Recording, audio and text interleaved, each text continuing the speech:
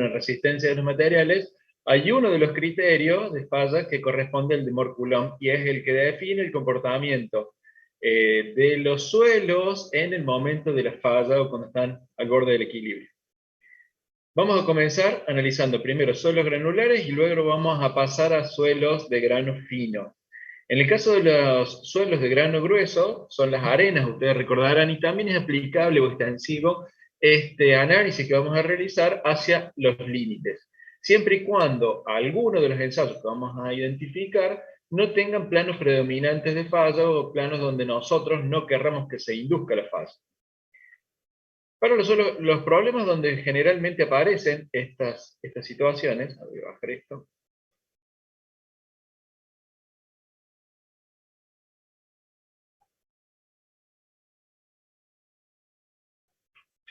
Ahí está.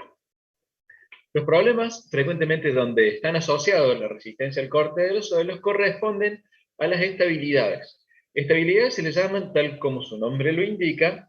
Ustedes vieron en la materia de estabilidad que nosotros hacíamos equilibrios de fuerzas, equilibrio de fuerzas en horizontal, en vertical y de rotación, que eran los equilibrios de momento. Entonces, con 3 ecuaciones nosotros definíamos el equilibrio de un cuerpo en el plano. De la misma manera, ahora nosotros tenemos acciones que son movilizantes y acciones que son resistentes. Dentro de una masa de suelo, superficie que corresponde a la crítica, identificado a través de una línea. Esto que nosotros vemos aquí corresponde a un talud. Un talud es una diferencia de nivel entre una parte alta y una parte baja. La parte alta nosotros la tenemos por aquí, la parte baja la tenemos por aquí.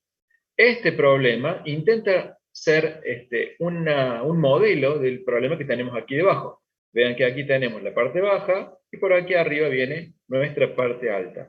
Y el deslizamiento que se está produciendo ocurre con una determinada forma que más o menos se marca allí. Vean que es una analogía respecto a la representación del problema que nosotros hemos llevado en su configuración. En ese plano de deslizamiento aparecen fuerzas entonces que son motoras y fuerzas resistentes. Esas fuerzas de cizalla entre dos materiales que se desplazan de manera relativa son las que nosotros conocemos como esfuerzos de corte. Cuando ustedes vieron la viga de Timoshenko, la viga la viga de Timoshenko, que es la que creo que ven no, no es la viga de Timoshenko. ¿Cuál es la viga que ven ustedes en segundo año en resistencia de materiales? ¿Cuál fue el nombre?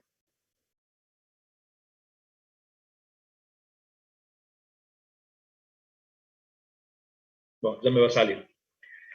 Cuando ustedes analicen el comportamiento sobre una viga de las diferentes secciones y cómo se aplican sus esfuerzos, un esfuerzo de compresión hace que las placas se aproximen. Uno identifica el problema en estas vigas como si fueran muchas secciones planas, una al lado de la otra, con un eje conductor que es el que ustedes les llaman el eje que genera la sección definitiva. Entonces, si el esfuerzo es axial, las placas se acercan o se alejan. Si el esfuerzo es de corte, se mueven relativas entre ellas, y si es de flexión, hacen este movimiento. Nosotros, cuando analizamos estos esfuerzos de corte, estamos hablando de aquellos que generan un movimiento relativo de cizalla entre sí. Entonces tenemos, decía, una fuerza que es la movilizante y una fuerza que es la resistente. La relación entre estas dos, es decir, la división entre ellas, va a permitir obtener un coeficiente que se llama factor de seguridad.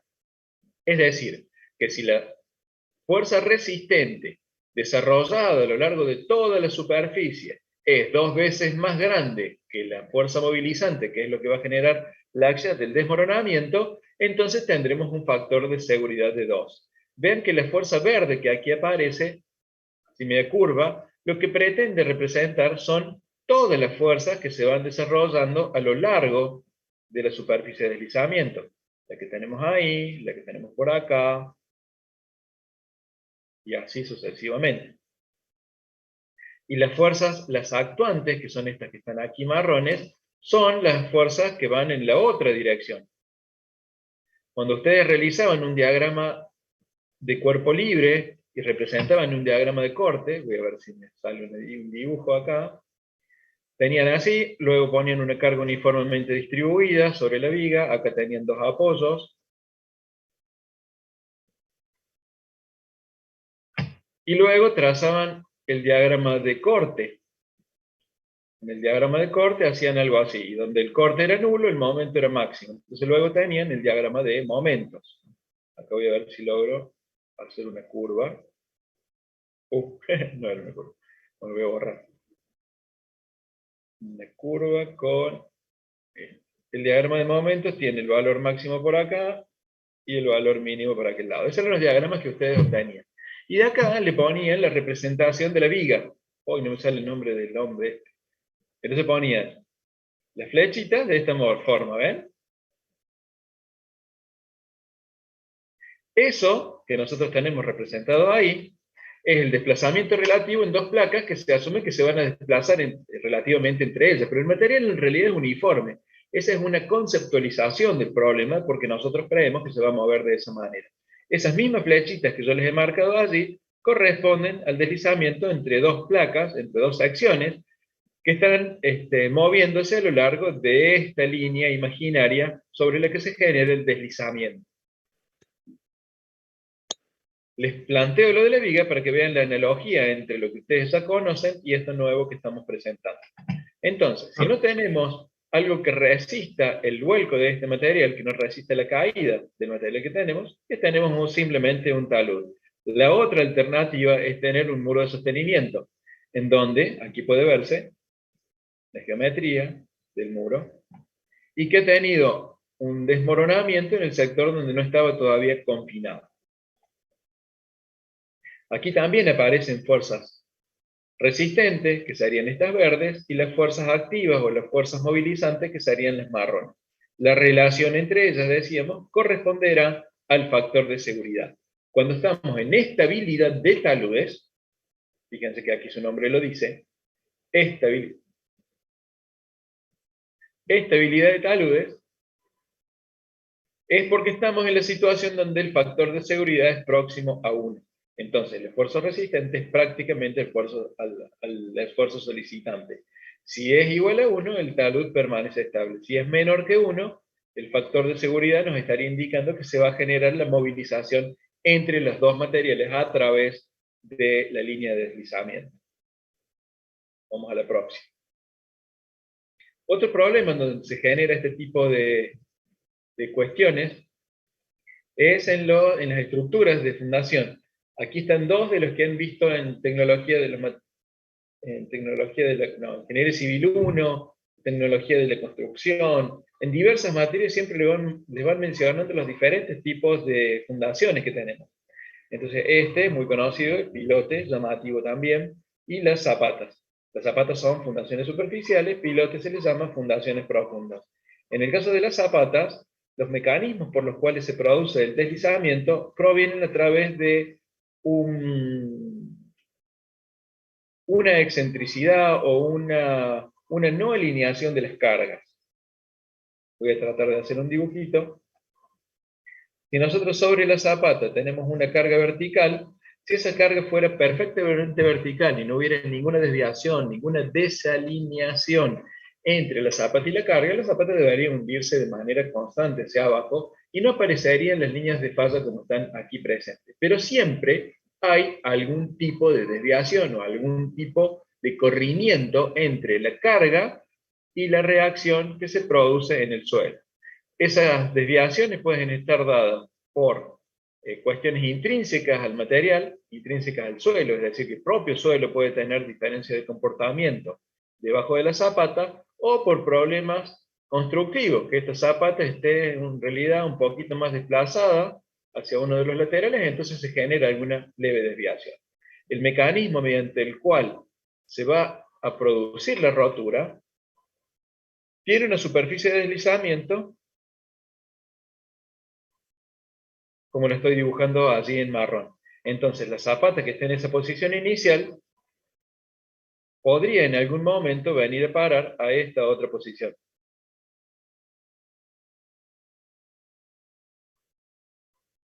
Y es como si estuviera rotando sobre esa superficie de deslizamiento. ¿Ven? Es como si los zapatos hicieran así. Es, para comprenderlo, es como cuando uno camina sobre la arena y el pie hace fuerza sobre ese material, entonces al hacer fuerza la parte de adelante del pie desplaza el suelo hacia atrás y se genera como una pequeña curvita. Esa curvita es la que ha generado la superficie de deslizamiento. Lo mismo ocurre en las zapatas. En el caso de los pilotes, bien, entonces aquí tenemos en esta superficie que sería la superficie de deslizamiento, fuerzas resistentes y fuerzas motoras o fuerzas movilizantes. En el caso del piloto ocurre lo mismo. Tendremos una carga vertical y después fuerzas que se dan a lo largo de todo el fuste del pilote. Recuerden ustedes que el pilote tiene lo que se llama punta, que es lo que está aquí, y fuste, que es todo el perímetro lateral. Toda la piel del pilote es lo que se llama fuste. Entonces luego tendremos todas las fuercitas que integradas, es decir, sumadas todas las fuerzas resistentes, se tienen que equilibrar con la fuerza aplicada sobre la cabeza del piloto. Cabeza del piloto en la parte de arriba.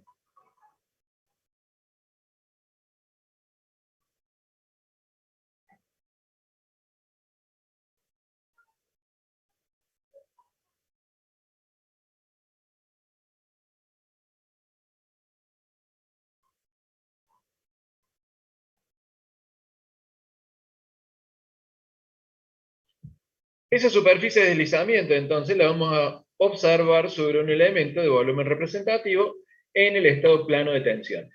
Ustedes recuerden que teníamos estado plano de tensiones y estado plano de deformaciones.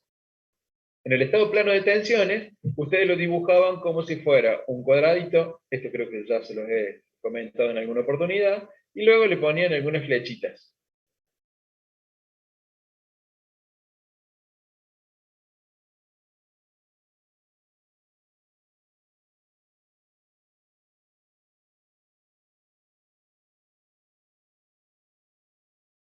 Y a ese estado tensional, acá ustedes tenían sigma 1, sigma 2, estado 1, 2, ¿se acuerdan?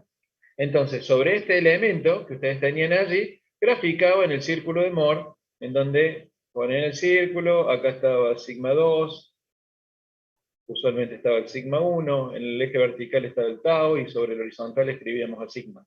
Esto después ustedes lo trabajaban a partir del estado tensional entre la sigma 1, la sigma 2 y los tau. Algo equivalente es lo que nosotros vamos a utilizar ahora para interpretar el comportamiento del suelo. Entonces, en lugar de llamarle sigma 2, le vamos a llamar sigma 3, nosotros. Le vamos a cambiar un poquito la nomenclatura. En el sigma 3, entonces, que es este que tenemos aquí, en el sigma 3 y en el sigma 1, estos dos generan una superficie de falla, una superficie de deslizamiento relativo, en donde van a haber fuerzas que movilizan y fuerzas que van en la dirección perpendicular. Sobre esa superficie, entonces, aparecerá el esfuerzo de corte combinado con el esfuerzo normal, que nos va a permitir definir el estado tensional sobre ese plano de deslizamiento. Representamos entonces sobre el eje horizontal las tensiones normales, sobre el eje vertical las tensiones de corte. Entonces, si yo tengo un elementito, vamos a graficar un carrito, como lo veían en física, que está sobre una superficie, entonces el esfuerzo tau era ese, y sigma era el que teníamos como carga vertical. Sigma. Este carrito también ustedes lo ven mucho en estática. Entonces aquí, en estática decimos que asumimos un sistema sin fricción, pero en física poníamos que esto era una fricción relativa entre el cuerpo que teníamos arriba y el que estaba abajo, y que dependía de la carga axial que nosotros pusiéramos. Entonces luego nosotros podíamos graficar nuestro espacio sigma y tau. Estamos recuperando las mismas nociones que vimos en física, en estática, en estas asignaturas. Tenemos entonces en el eje vertical las tensiones de corte. Tensiones de corte. En el horizontal las tensiones normales. Y vamos a tener aquí un criterio de falla que es un criterio de falla vinculado con la pendiente de una recta. Noten aquí que si nosotros dijéramos que este es la variable x y este que tenemos acá es la variable y, este que tenemos graficado en rojo sería la función y igual a x más b, en donde a corresponde a la pendiente, es decir, la pendiente de la recta, es decir, la tangente de phi. X corresponde a sigma y b corresponde a la ordenada del origen, que aquí se llama c. Este es sigma. ¿Y qué va a hacer? El tau. Y ahí tenemos el criterio de falla de Coulomb. Moore dice que en realidad esto no debería ser una recta, sino que debería ser, más vale para los suelos, algo como una curva, producto de cómo se generan las instancias de falla para el material. No obstante, nosotros vamos a utilizar el que denominamos criterio de falla de Moore-Coulomb y vamos a asumir que es como un comportamiento de tipo recto, tipo lineal. Le vamos a poner nombres también a todas estas cosas. Phi es el que vamos a denominar ángulo de fricción. Entonces, yo les mostré en algún momento el conito de arena. Si tirábamos arena y lo apilábamos, esto iba a formar un ángulo phi que correspondía al ángulo de reposo. Y sería el menor ángulo de fricción en el cual puede estar este material. Bueno, sería un ángulo de fricción equivalente. Lo que ocurre es que cuando nosotros lo comprimimos al suelo, es decir, le aplicamos una carga geostática, o tiene una carga geostática, producto de la formación dentro del suelo, o le incrementamos la carga sobre la superficie, estamos aumentando el sigma 1. Y al aumentar el sigma 1 se modifica la resistencia entre las dos superficies. La fricción aumenta, y al aumentar la fricción, la pendiente del criterio de falla se hace más empinada, y por lo tanto cambia la teoría de comportamiento en relación al estado tensional en el cual se encuentra el suelo. Dijimos entonces que phi va a ser el ángulo de fricción y que c va a ser lo que vamos a llamarle cohesión. Cohesión que puede ser o real o cohesión aparente. En las arenas, la cohesión en estado seco o completamente saturado es nula y por lo tanto el comportamiento en la arena tiene una cohesión cero. El criterio de falla, entonces, que nosotros estamos identificando aquí, se representa por esta expresión. Y noten ustedes que está escrita en tensiones efectivas. Es decir, este prima que aparece aquí corresponde a tensiones efectivas. Es decir, recuerden ustedes que teníamos presiones totales y presiones efectivas. Cuando trabajamos con un material que tenía pocas posibilidades de drenar el agua, aparecían presiones de poros. Entonces, al aparecer las presiones de poros, necesitábamos establecer las tensiones efectivas. Noten ustedes que esta parte central que tenemos aquí de sigma menos U no es otra cosa más que la presión efectiva. Y por lo tanto, si trabajamos con tensiones efectivas verticales, tau va a ser efectivo y por lo tanto los parámetros que definen el comportamiento de la recta deben ser también contemplados bajo condiciones drenadas o tensiones efectivas. ¿Y por qué decimos parámetros? Porque son los que gobiernan el comportamiento de la recta. Si yo al ordenado del origen le doy una mayor magnitud, la recta va a venir por aquí. Si le doy una mayor pendiente con esa, bueno, tendré un valor de phi que va a ser más grande que el anterior. Estos dos números, entonces, es lo que denominamos parámetro de comportamiento del criterio de falla de Moore-Coulomb. Noten entonces que este es sigma, este viene a ser la pendiente, esta parte, la tangente de phi, y esta que tenemos aquí corresponde al ordenado del origen. Está escrito distinto como nosotros normalmente lo hacemos. Nosotros usualmente decimos A, que es la pendiente, por X, más B, que es la ordenada del origen. Fíjense que B la tenemos aquí, X corresponde a lo que está por acá, y A, que es la pendiente, es la que está al final. Es como si hubiéramos escrito nuestra ecuación de la recta como B más X por A. Profe, Pero en perdón, ¿por qué definitiva, entonces trabajamos con tensiones efectivas? nosotros en esta que estamos viendo acá, pero decimos que son tensiones efectivas porque nuestros suelos son granos de arena grandes, son granos de arena, son materiales granulares. Entonces, en un material granular no existe un incremento de la presión de poro, y por lo tanto la presión total y la presión efectiva son iguales. Y por lo tanto, Claro, nuestros parámetros de phi y de C son efectivos porque no vamos a tener un incremento de presión de poro porque el agua se drena muy rápido. Así que acá todo tensión es efectiva. Es más conceptual que es práctico. Voy a la siguiente. Yo les mostré que teníamos estos problemas. El problema de la estabilidad de talud, el muro de sostenimiento, luego la zapata y luego los pilotes, en donde las superficies de deslizamiento tenían sus características particulares. En el caso del pilote, todo se puede componer como un sistema de fuerzas verticales y por lo tanto nuestras superficies de deslizamiento son rectas. En el caso de si el pilote fuera un cuadrado, entonces tendríamos todas las caras paralelas. Si es un cilindro, tendremos ahora que es hacer la sumatoria sobre el perímetro de este cilindro extendido a lo largo de su altura. Pero necesitamos conocer cuál es la resistencia entre dos superficies que son adyacentes. Y para eso vamos a utilizar los siguientes ensayos.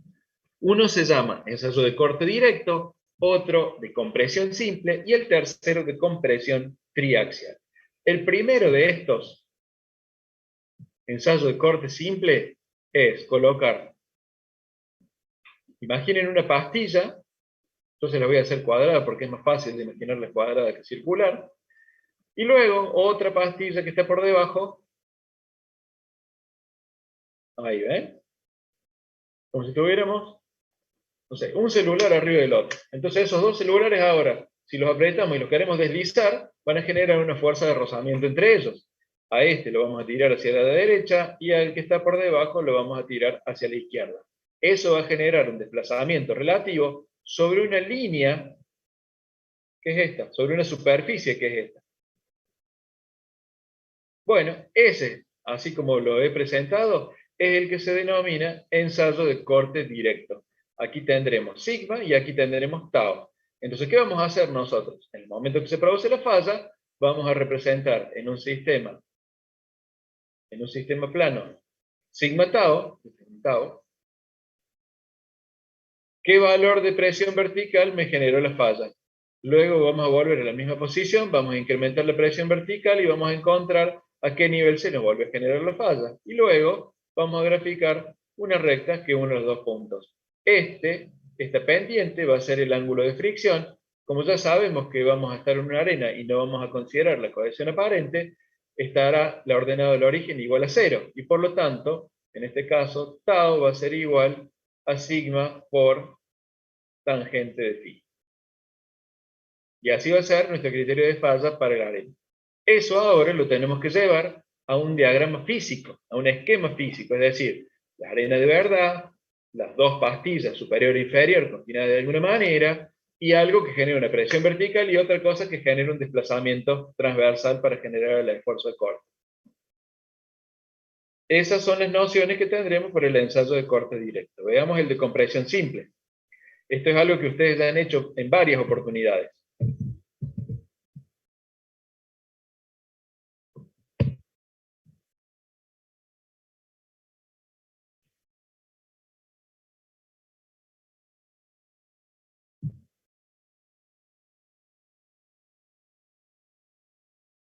En tecnología de los materiales o en tecnología del hormigón,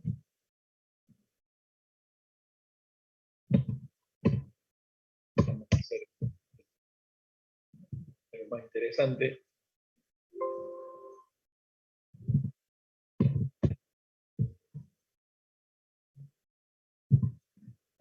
Voy a buscar un internet. Este ya lo puedo cerrar. También. Bien. Google.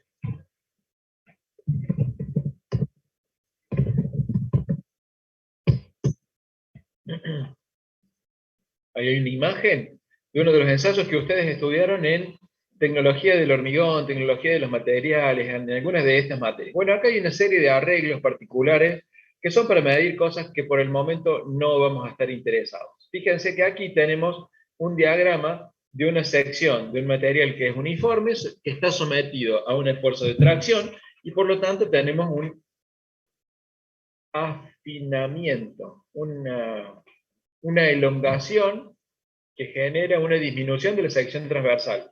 Y si la comprimimos, genera un engrosamiento. Entonces, esto es para poder medir el engrosamiento. Si podemos medir el engrosamiento, podemos calcular el coeficiente de Poisson. Para eso es ese arreglo. Pero lo que normalmente ustedes ven es una probeta de hormigón que está encabezada en la parte superior o inferior con azufre o con neopren, le aplican carga y llegan a la rotura. Básicamente aplican una carga axial de compresión hasta que se obtiene la rotura. En el suelo es exactamente lo mismo, nada más que los niveles de carga pueden ser radicalmente diferentes. Ahí tenemos muchas pruebas de hormigón. Y hay una situación, miren, aquí encontré un dibujito, acá hay una situación en el hormigón que tenemos la muestra en su posición normal, la muestra con un plano de rotura y luego con un engrosamiento sobre las paredes. Pero hay un tipo de rotura que ustedes han visto en el ensayo de compresión,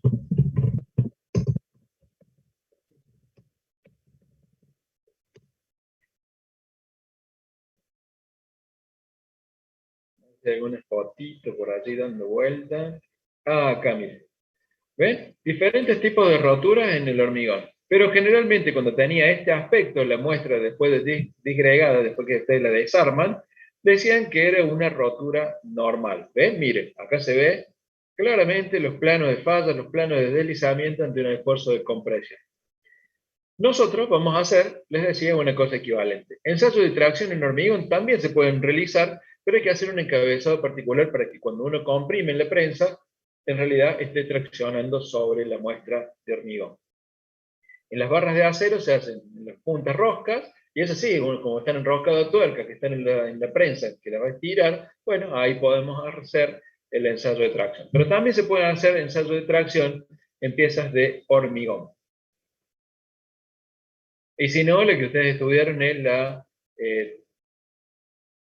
tracción por compresión diametral. Bueno, vuelvo a lo nuestro.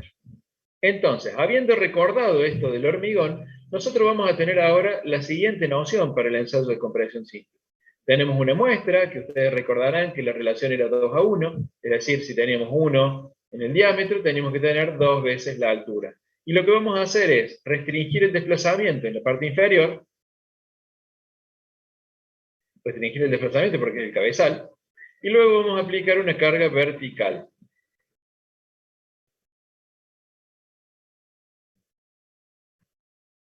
Entonces, si aplicamos una carga vertical, una fuerza que dividida sobre el área, vamos a tener un valor de sigma. Ahora bien, este sería nuestro sigma 1.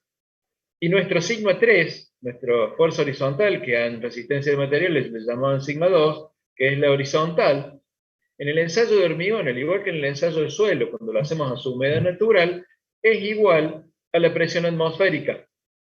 Y la presión atmosférica vinculada o relacionada con el sigma 1 es extremadamente bajita.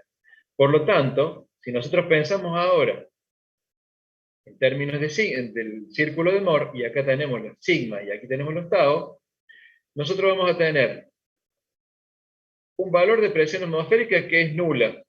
Lo vamos a considerar nula en relación a sigma 1. ¿Ven? Presión sigma 1, perdón, sigma 3 igual a 0. Y la sigma 1 que va a tener un valor. Cuando nosotros trabajemos el círculo de Moore, bueno, imaginemos que eso es un círculo, vamos a tener una combinación de estado tensional que nos va a permitir encontrar el parámetro de fricción y el parámetro de cohesión. Y se va a generar aquí una línea de falla, que es como la que les estaba mostrando, que corresponde a una fuerza perpendicular al plano de deslizamiento, que es la sigma. ¿Qué es sigma? Esta sigma. Y un tau. Y un tau ahí. ¿Qué tau? Es Entonces, en ese estado tensional se genera la falla. Para un ángulo de la línea de falla, que llamaremos alfa, beta, depende de cuál sea el libro que vamos a utilizar. Esa es la noción del ensayo de compresión simple. Vamos a la noción del ensayo de compresión triaxial. Imaginemos ahora que queremos realizar el ensayo de compresión, pero no imaginen un suelo que está firme, imaginen que sea arena y la arena está seca. ¿Cómo hacemos? Sería la pregunta que uno debe hacerse para hacer un cilindro. Voy a tratar de eliminar esto, borrar. Tenemos que hacer un cilindro de arena seca para poder aplicarle una carga vertical. Seca o completamente saturada, porque estamos en tensiones efectivas. Entonces te van a decir, si yo pongo arena y pongo seca, no se me va a generar nunca eso, se me va a generar nuestro conito de arena. No voy a poder hacer ese cilindro.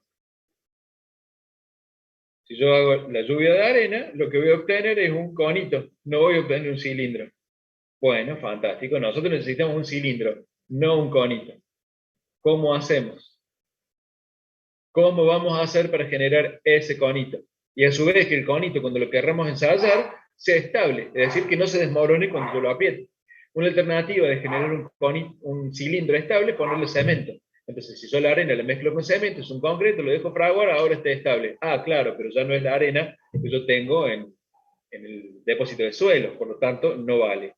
¿Qué otra forma podríamos hacer? Y lo humedecemos, lo dejamos semisaturado. Entonces se va a permanecer como si fuera un castillito, como si yo lo pusiera dentro de un vaso, lo pongo boca abajo y genero el cilindrito. Pero está húmedo, está semisaturado, así que sí hay presiones de poros, pero son presiones de poros negativas. Por lo tanto, no está seca y no está saturada. ¿Cómo hacemos entonces? A través del ensayo de compresión triaxial. ¿Qué vamos a proponer en esta situación? Vamos a disponer de un molde que sea cilíndrico, un caño. Vamos a buscar un molde cilíndrico en las imágenes.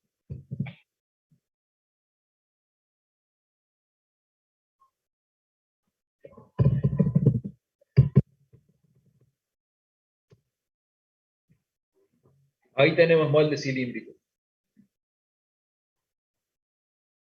Bueno, estos son para hormigón, pero no importa, podrían ser para suelos. ¿Cuál es la diferencia? Y que el hormigón es todo grandote así y el de suelo va a ser chiquitito. Generalmente de 2 pulgadas, 5 centímetros por 10 centímetros de altura. 2 pulgadas por 4 pulgadas de altura.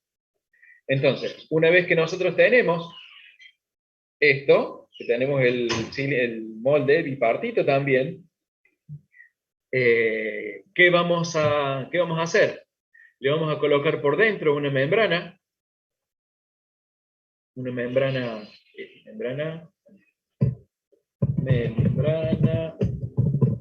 látex. ¿Ven? Una membrana de látex, acá está como aplastada, ¿cierto? Pero en realidad eso es un cilindrito.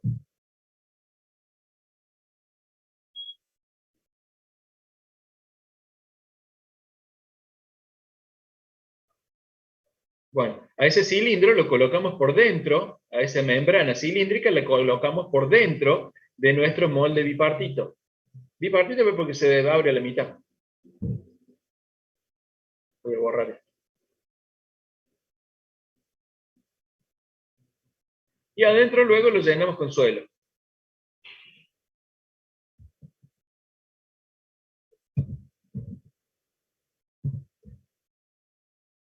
Ahora tenemos entonces nuestro cilindro.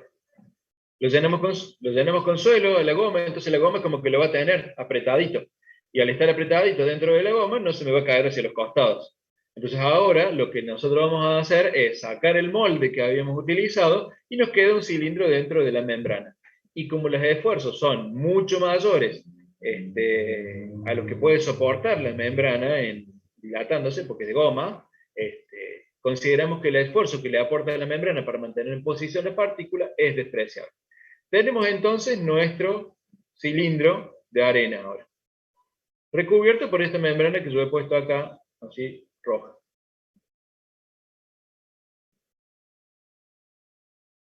Ahora vamos a imaginar que en ese cilindro vamos a tomar solamente la sección central, que sería esa parte. Vamos a hacer de cuenta que le hacemos un corte al medio. Y nuevamente volvemos a tener entonces nuestro elemento de volumen representativo. Ahí está, de vuelta nuestro elemento. Ahora le podemos aplicar nuestra carga vertical, que es la sigma 1. Antes, sigma 3,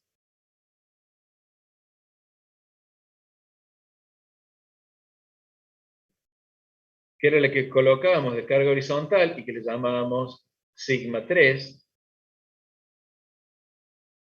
¿Ven? Habíamos dicho que era igual a la presión atmosférica. Bueno, pero eso nos obliga a que nuestro círculo de Moore esté ubicado en el punto 0. Tiene el sigma 3 siempre va a estar en 0. Lo que yo quiero hacer es que ese círculo se desplace hacia la derecha para permitirme hacer círculos cada vez mayores. Por lo tanto, sigma 1 y sigma 3, este va a ser ahora distinto de la presión atmosférica.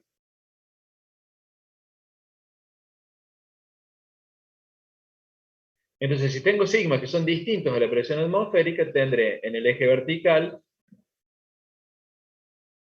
acá representamos tau, aquí ponemos sigma. La primera lo podemos hacer a presión atmosférica, entonces nos va a dar un circulito así. Luego, incrementamos la presión sigma 3. Sigma 3 la aumentamos. Entonces ahora sigma 3 pasa a tener un valor más alto. Y también para llegar a la rotura vamos a tener que incrementar el valor de sigma 1. Entonces ahora vamos a tener un círculo de Moore más grande. Luego, nuevamente volvemos a aumentar sigma 3, lo hacemos más grande, y por lo tanto, ahora nuestro sigma 3 puede estar por aquí. Y si aumentamos nosotros el confinamiento, lo que estamos necesitando para poder generar la rotura es que la sigma 1 sea más alta. Por lo tanto, esto nos va a dar un círculo más grande que el anterior cuando tracemos sigma 1 y sigma 3.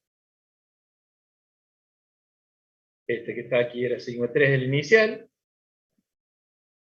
y este era nuestro sigma 1. Bueno, ahora fíjense ustedes que nosotros podríamos trazar una recta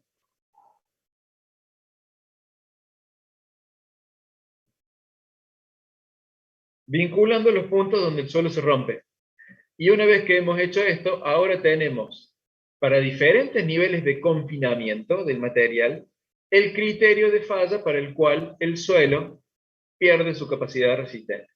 Se rompe en la superficie. Entonces, aquí tendremos nuestro valor de phi y aquí tendremos nuestro valor de ordenada al origen que le hemos llamado C. Bien, ya entendimos entonces cómo son los tres tipos de ensayos que nosotros vamos a identificar para poder hacer esta cuestión. Voy a borrar. Para poder analizar el desplazamiento relativo entre dos secciones adyacentes.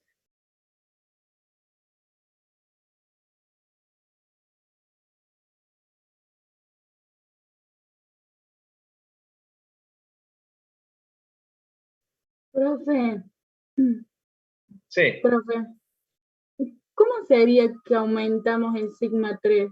O sea, como en la vida, ¿cómo se aumentaría? Digamos, como, no sé, ¿En la vida real o en el laboratorio? en cualquiera de los dos un ejemplo sería. Bueno, vamos a la vida real entonces. Yo les hago el esquema y ustedes se van a dar cuenta. Imaginen que acá, este es el terreno natural, acá tenemos la casita, por acá unos árboles. Entonces, yo voy a realizar la construcción de una estructura que va a estar en profundidad. Entonces, mi elemento de volumen representativo está allá abajo. Ustedes ya saben que el sigma 1 que tenemos acá el vertical, gamma por h, y que el sigma 3 es gamma por h multiplicado por el K0. Pero si ahora este elemento, yo en lugar de tenerlo ahí, lo tengo más abajo, ahora este sigma 3 es más grande.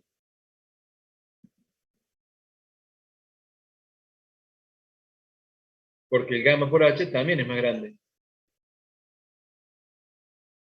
Imaginemos ahora que yo voy a realizar una construcción sobre la cual debo realizar un sostenimiento, porque mi casa ahora va a estar por acá, la próxima casa que voy a hacer está por acá abajo.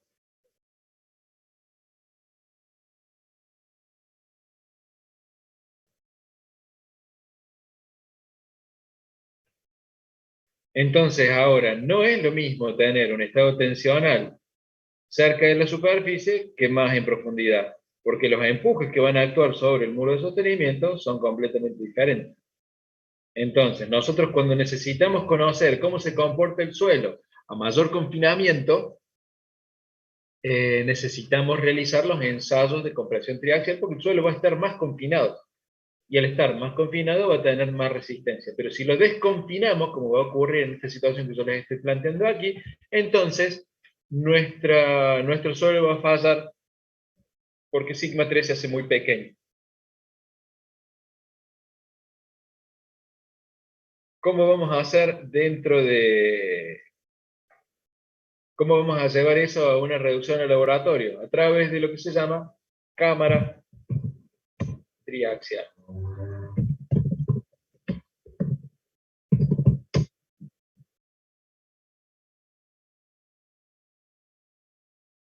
Esa que está ahí es una cámara triaxial. Ven aquí adentro, a ver si se abre grande esta imagen. ¿Por qué es triaxial, profe? Yo puedo dibujar acá. A ver.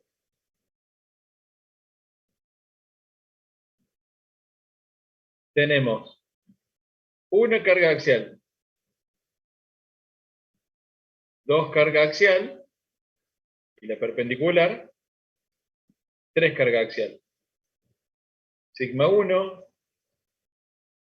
sigma 2 y sigma 3. O sea, las horizontales son sigma 2 y sigma 3. Correcto. Lo que pasa es que en un estado de axisimetría, como ocurre en un cilindro, el sigma 2 y el sigma 3 son iguales. Este es el sigma 1, el sigma 2, este elementito ustedes se lo van a acordar, y ese es un cubo el que yo trato de dibujar, y este es el sigma 3. Sigma 1, sigma 2 y sigma 3.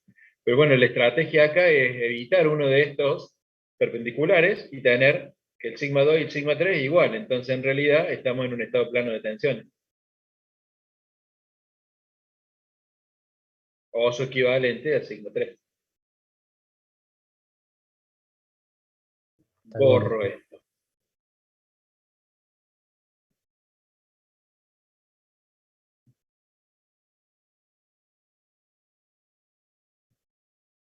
Entonces, ahora vamos viendo lo que estábamos comentando recién. Ven, aquí está la membrana de hule.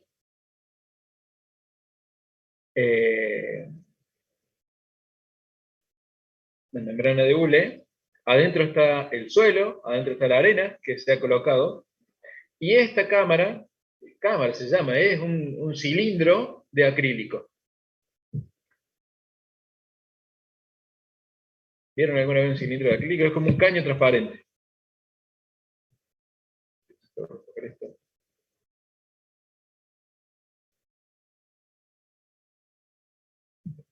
Cilindro de acrílico. Ahí está, ¿ven? Tubo de acrílico. Si ese tubo de acrílico nosotros lo cortamos con la medida que nos hace falta, tenemos lo que le llamamos cámara triaxial. Y ahí está el tubo. Después, ¿qué le hacemos? Una tapa arriba y una tapa abajo. Y para que las tapas no se abran, le cruzamos estas varillas verticales que tienen una tuerca arriba, una tuerca abajo, abajo, y arriba y abajo, todos lados. Y después tenemos estas conexiones que permiten vincular una de estas conexiones al suelo en la parte inferior, otra conexión en la parte superior, y otra de las conexiones al líquido que vamos a colocar entre la muestra y el tubo de acrílico. Entonces, tenemos esa agua que está ahí adentro y ahora le damos presión al agua. ¿Cómo le ponemos presión? Y le soplamos. Si nosotros soplamos, el agua tiene más presión. Bueno, pero soplar es muy difícil. Si yo quiero soplar muy fuerte, no voy a poder. Entonces buscamos un compresor. Un compresor de aire. ¿Ven? Este es un compresor. Yo sé que muchos de ustedes ya lo conocen a todo esto, pero es para aquel que nunca vio un compresor. Entonces, ¿esto qué hace? Dentro del tanque tiene una toma, una admisión, que toma el aire del ambiente. Hace chu, chu, chu, chu. ¿Y qué hace? Lo va metiendo adentro con un pistoncito, toma aire y lo empuja dentro del cilindro, este coso rojo que está acá. Entonces, a medida que va metiendo aire ahí adentro, y el aire cada vez va agarrando más presión, más, hasta que finalmente podemos, por la válvula de salida, controlar la salida de presión con un regulador, como si fuera un regulador de gas. Este cilindro que está acá, el mismo tubo que tienen ustedes en los tubos de los autos, para el tubo de gas. No exactamente el mismo, porque las presiones a las cuales trabaja son distintos.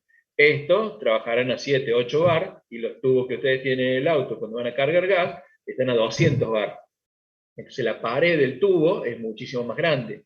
Y todo esto ustedes lo vieron en una, creo que se llama resistencia de materiales, en donde hacían lo que se llamaba la teoría de la caldera. Tenían una cosa así, con una presión adentro, entonces tenían un círculo con un gas, ¿se acuerdan? ¿Esto? Y tenían sobre la superficie del cilindro, acá, un elemento de volumen representativo, igual que el que hacemos nosotros, que tenía una sigma de tracción, y por lo tanto le llamamos sigma T. Y una tensión que era radial, que le llamaban sigma R. Entonces, con sigma T y sigma R, graficaban el círculo de Moore para poder sacar el criterio, bueno, no usen el criterio de Moore-Coulomb que yo le dibujé acá, usen el criterio de Tresca. Pero es una cosa parecida. Entonces, con el compresor, generamos darle presión al líquido que está dentro de la cámara triaxial. Entonces ahora podemos gobernar la presión sigma 3. Usted dice, pero esto es tramposo, porque yo tengo sigma 1, sigma 2 y sigma 3 que son iguales. ¿Qué pasaría si tengo diferentes orientaciones? Bárbaro. En ese caso, entonces,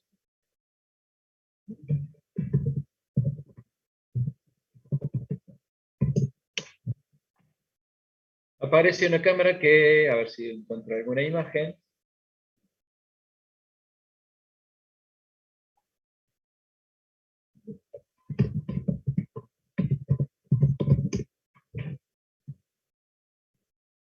Ahí está, mira. Mucho más complejo. Desarrollo web es uno de los trabajos mejor pagos de la actualidad. ¿Querés saber cómo hacer para conseguirlo? Hola, soy Raúl Loyanos, CTO y co-founder de GeoPago.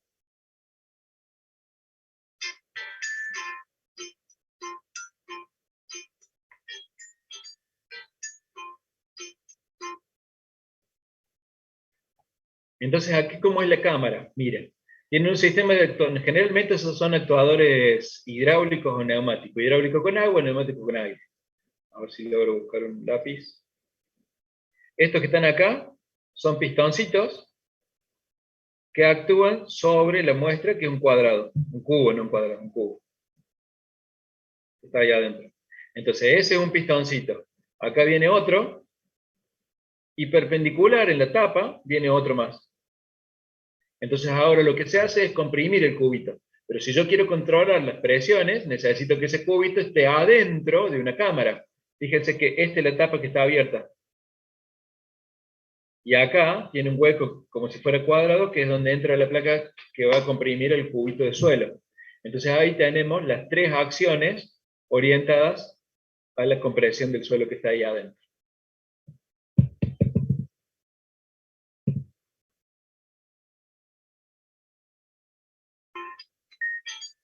¿Ven? Miren, ahí están moviéndose los actuadores.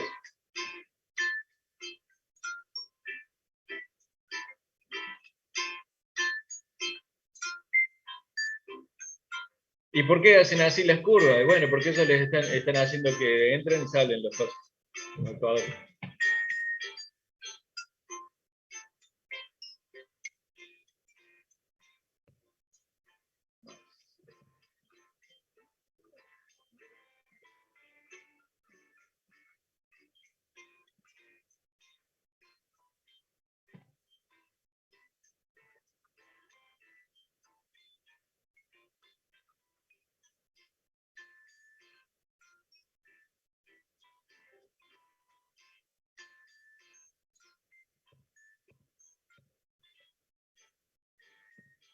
Puedo salir. Ahí está.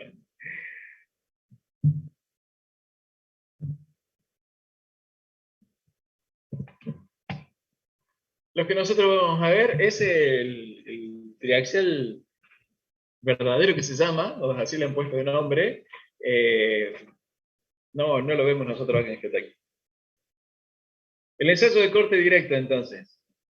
En este caso, para el ensayo de corte directo, vamos a considerar entonces dos placas que se mueven relativas entre sí. Vamos a medir las deformaciones horizontales y las deformaciones verticales.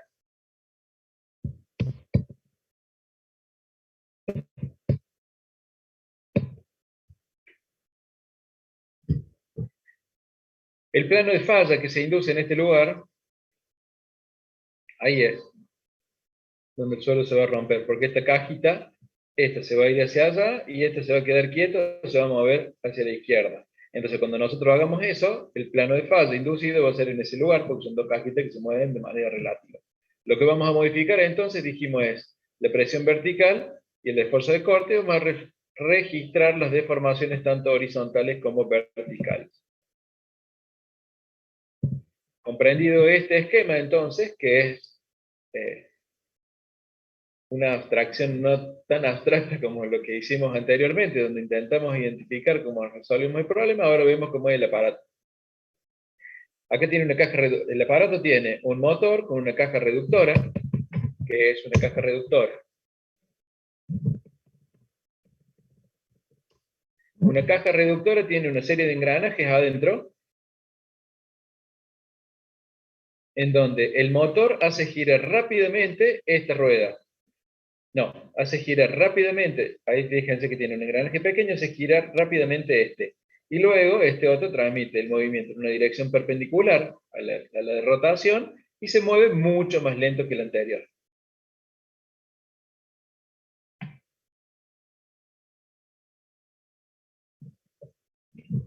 Caja reductora. Así como reduce la velocidad, aumenta la fuerza.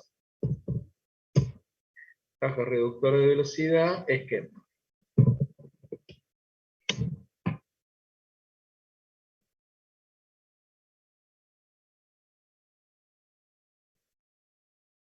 La mayoría de arquitectos vivimos la profesión de esta manera. Es la montaña rusa. Y pensamos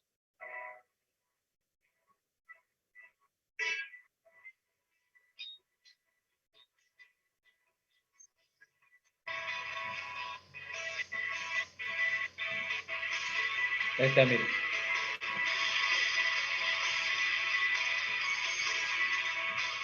Entonces el de arriba se mueve muy rápido y el de abajo se mueve más lento. Eso quiere decir que si yo acá doy 10 vueltas y acá da una vuelta, tenemos un multiplicador de fuerza por 10 también. Gracias. Entonces tenemos el motor conectado a una caja reductora. Si dentro de la caja reductora, de eso que va dando vuelta, nosotros colocamos una tuerca con un perno, como eso va dando vuelta, el perno sale. Y al salir el perno empuja la caja de corte. La carga vertical la vamos a aplicar a través de estos soportes y el espeso lo vamos a colocar aquí en la parte inferior. Registramos con el relojito, ¿ven? Ahí está el relojito, el desplazamiento vertical y el desplazamiento horizontal. ¿Y cómo hacemos para medir la fuerza? Con un aro dinamométrico. ¿Qué es un aro dinamométrico?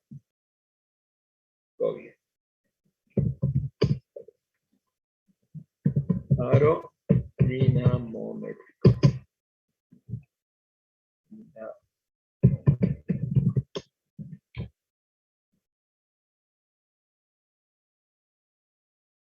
Este sería un aro dinamométrico.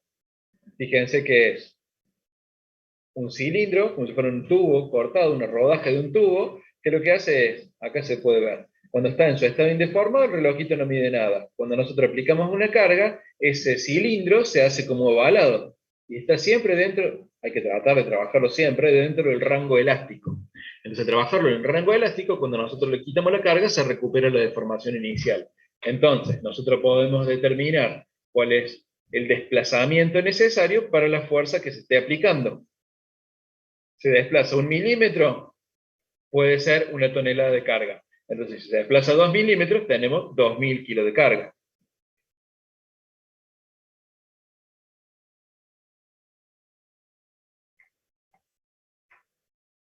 Que está el aro dinamométrico ahí acostado. Entonces, fíjense que está sujeto a un soporte y lo que se va a desplazar es, va a medir el desplazamiento de la parte vertical de la caja. Y ahí vamos a poder establecer cuál es la fuerza de corte que se está realizando. Y la fuerza vertical, y es mucho más simple, porque si acá le ponemos, este que está acá es un amplificador de fuerza, es un brazo de palanca, es un esquema así.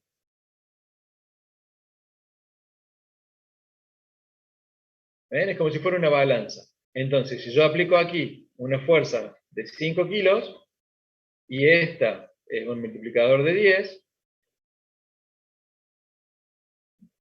entonces cuando yo aplique una fuerza ahí, esta va a ser para arriba. ¿Y cuánto? Y en relación al momento, si nosotros planteamos equilibrio de momento en este lugar, y la geometría es 10:1, si yo aplico 1 kilo acá, en este lugar voy a tener 10 kilos.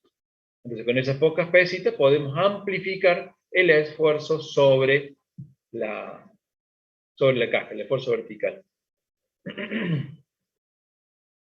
Borrar.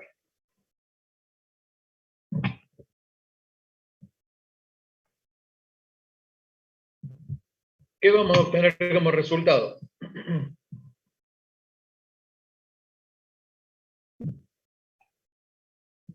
Fíjense que en este espacio nosotros estamos representando en el eje horizontal las deformaciones horizontales y sobre el vertical los esfuerzos de corte, es decir, la fuerza horizontal divide la sección transversal de la muestra.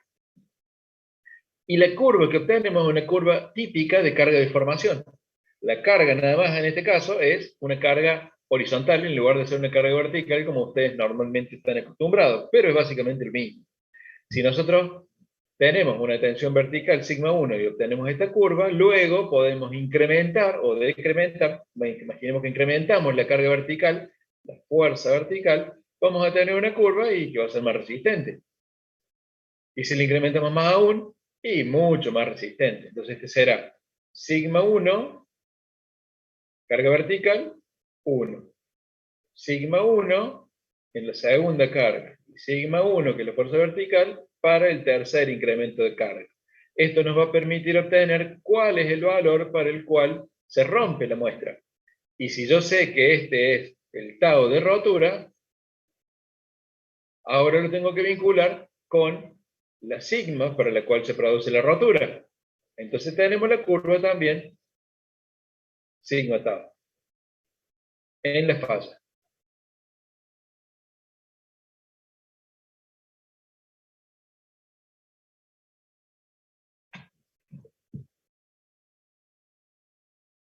Ahí representamos entonces.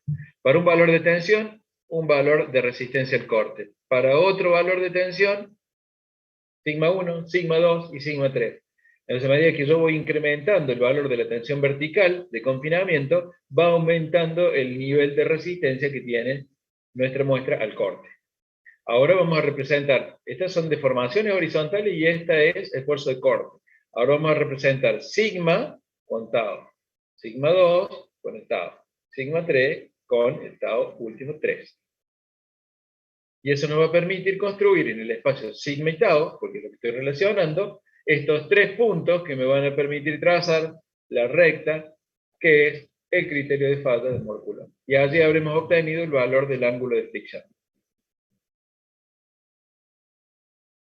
La deformación vertical está asociada generalmente a este comportamiento. En arenas sueltas, las partículas se asume en el modelo conceptual que están montadas unas sobre las otras. Entonces, cuando uno aplica un esfuerzo de corte, lo que va a ocurrir es que estas piedritas que están arriba van a caer y por lo tanto va a tener un comportamiento contractivo.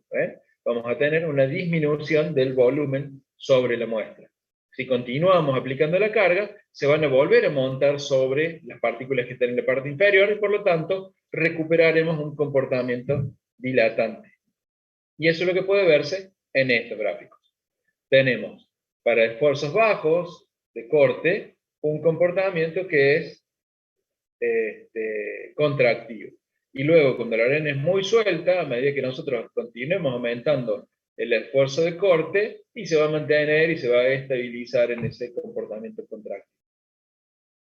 En arenas que son compactas ocurre lo contrario. Tenemos un esquema como este, entonces cuando nosotros apliquemos la carga, esta pelotita se va a montar sobre la pelotita que tenemos debajo, y por lo tanto tendremos un comportamiento con un hinchamiento o un incremento del volumen. Como todas las muestras, este comportamiento que se ve aquí inicialmente es porque todas las muestras de arena son relativamente sueltas cuando nosotros las colocamos dentro de la caja, porque no es como está en la naturaleza. Nosotros sacamos la muestra, la llevamos al laboratorio y la colocamos nosotros a mano dentro del molde. Y por lo tanto, cuando la colocamos dentro del molde, la colocamos suelta, la colocamos como si fuera una lluvia de arena. Eso queda suelto. Entonces siempre tenemos un comportamiento contractivo al principio y luego dilatante. Al final del proceso, ambas se comportan de manera similar.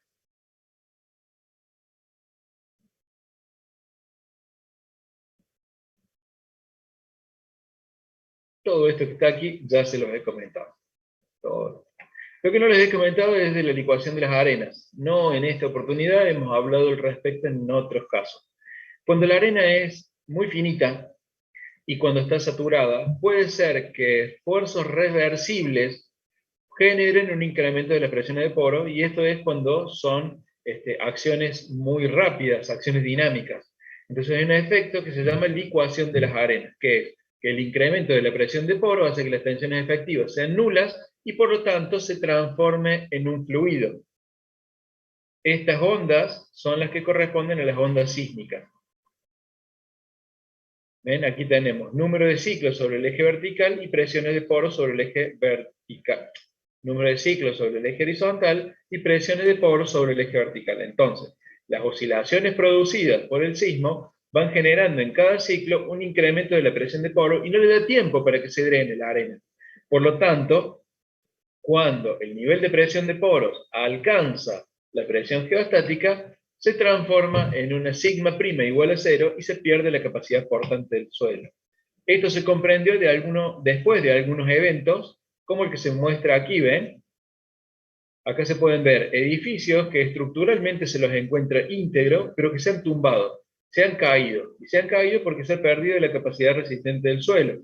Esto después de un sismo. Y por lo tanto, después de este evento, se comienza con el estudio de este tipo de fenómenos, hasta que finalmente se resuelve y prácticamente no hay situaciones ya de fallas de este tipo. No muchas como había en la década del 60, del 70 del siglo pasado.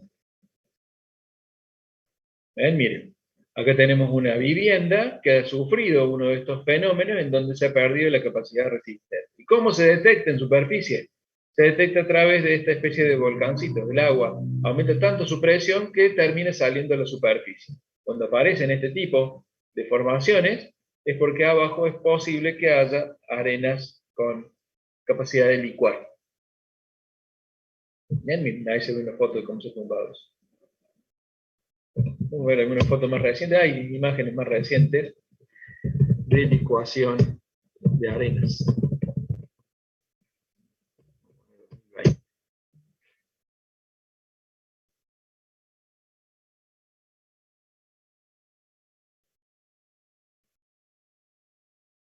Estos son para arenas saturadas. Son para arenas saturadas, finas y sueltas. Ese es bastante nuevo, ¿ven?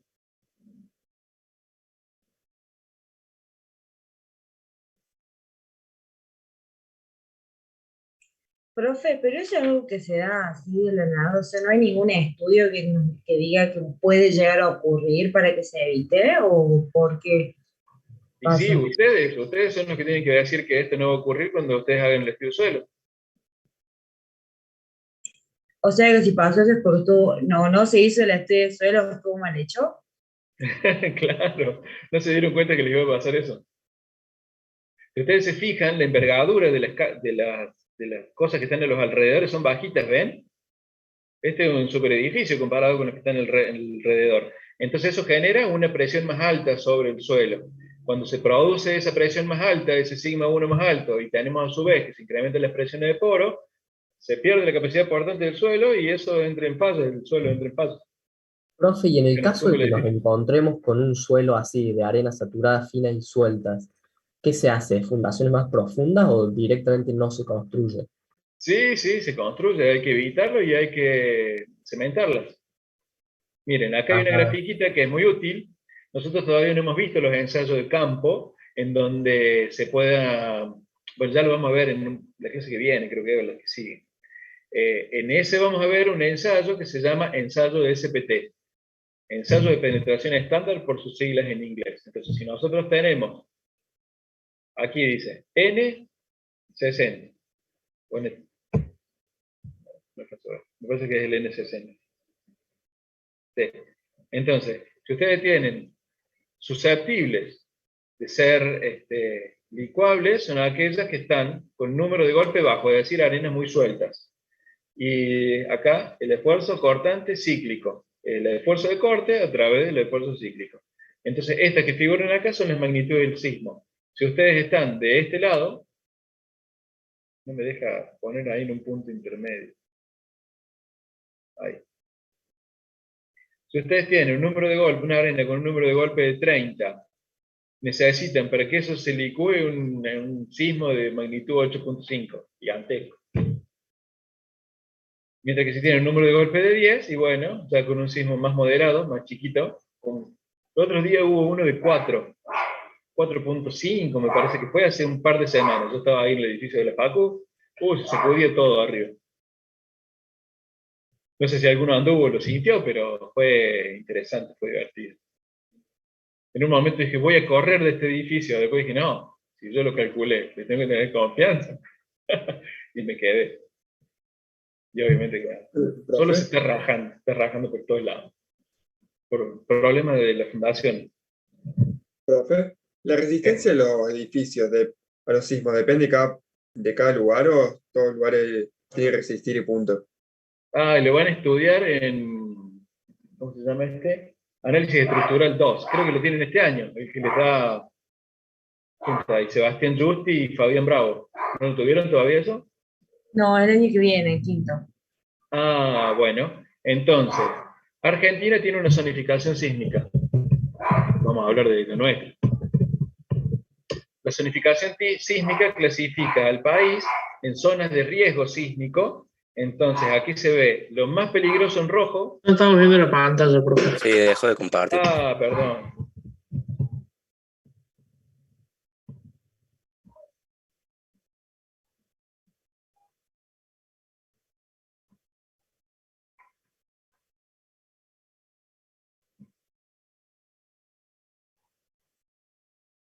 Ahí está el plan.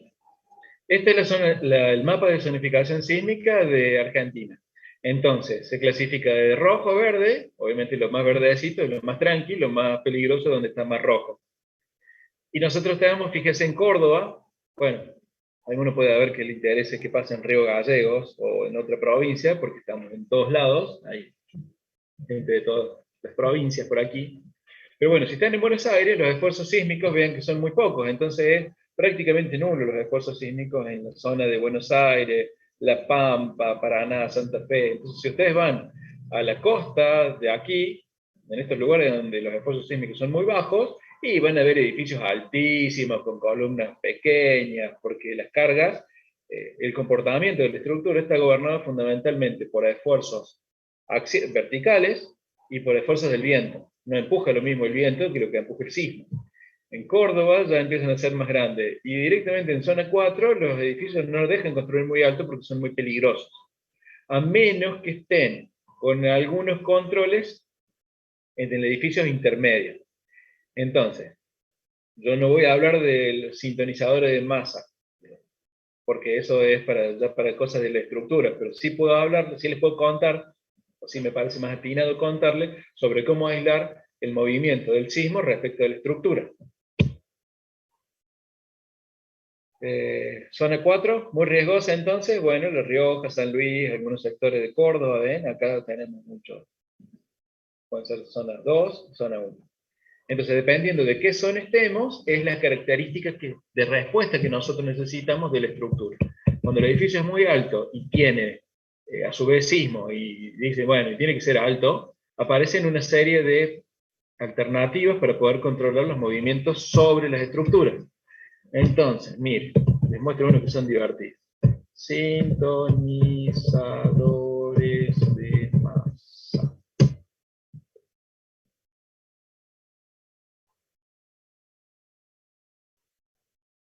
Sintonizador de masa. Ahí estoy viendo.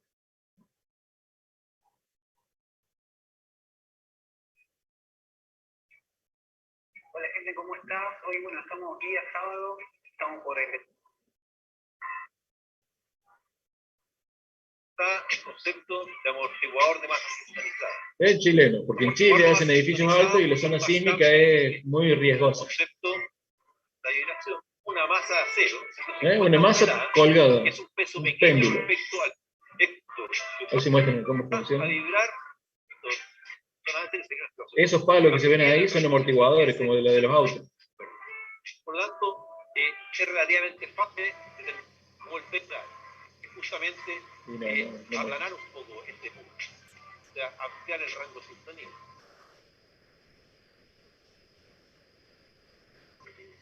Están diseñados con resistivación por lo general. El periodo de vibración de esta masa se sostiene del edificio para maximizar su efecto amortiguador. Tales sistemas son amortiguadores de masa sintonizada, cada uno con el péndulo se ajusta con que se de una estructura y el movimiento del suelo hace que el edificio tenga una mejor masa de la estructura. Construido eso simplificó la tarea, pero esto se solucionó colocando un doble de la esfera, no se podía armar los dos. El centro equilibraría. Ah, está el equilibrio, bueno, que pasó el edificio. Pero eso es, ¿ves? Cuando el edificio va por un lado, el péndulo va por el otro. Entonces se equilibran los esfuerzos, se reducen los esfuerzos sobre la estructura. Los amortiguadores viscosos son los que tienen los autos, los amortiguadores de los autos.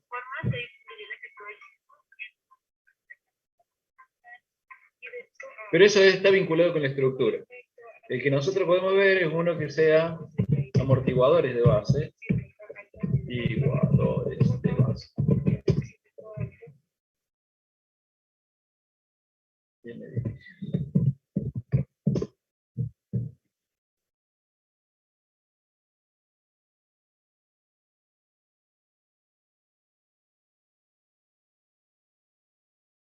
Investigadores japoneses realizaron una simulación de terremoto en una estructura de concreto de 10 pisos, con el objetivo de mejorar las estrategias de gestión del punto más probado en una simulación de terremoto hasta ahora, y 15 por 20 metros, para someter el edificio al equivalente de un terremoto semántico formado en áreas urbanas de un cuarto piso y llanto de cobre, y el hecho de seguridad de realizarse en instituciones públicas y aumentar la preparación para futuros terremotos de dimensión múltiples de personas.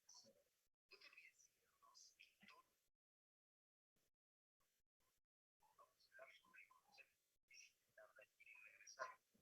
bueno, no lo encuentro. Después ustedes, si les interesa, buscan. Volvamos con lo nuestro, si no, nos desviamos. Entonces, la pregunta era, si teníamos un sismo, dependiendo de la magnitud del sismo, se pueden producir esos efectos de licuación que pueden alterar el comportamiento del material para resistir las cargas que sobre él se asientan. Vamos a resistencia al corte del suelo. Tomamos el de recién como un pequeño descansito, un recreadito, y volvemos al nuestro. Ahora vamos con lo que sería la compresión simple. En el ensayo de compresión simple, equivalente, como les decía, al ensayo del hormigón, vamos a aplicar una carga vertical, vamos a tener la carga Q dividido el área, que nos va a dar el sigma, y que va a ser el valor al cual se produce la rotura. Si nosotros medimos las deformaciones longitudinales de la muestra, lo que vamos a obtener es una curva de carga de formación similar a la que ustedes, insisto, hicieron en el hormigón, tecnología del hormigón. Vamos ahora al criterio de falla. Entonces ahora necesitamos, a partir de la rotura de esa pieza, de esta muestra cilíndrica, establecer cuál es el valor de cohesión y de fricción. Por lo tanto, vamos a hacer la presión horizontal, el sigma 3, es nulo, por lo tanto, hay 0.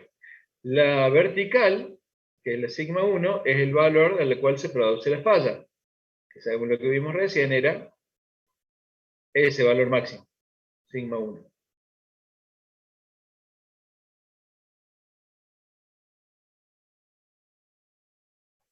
Bien, y tenemos una superficie de deslizamiento que nosotros lo vamos a ver.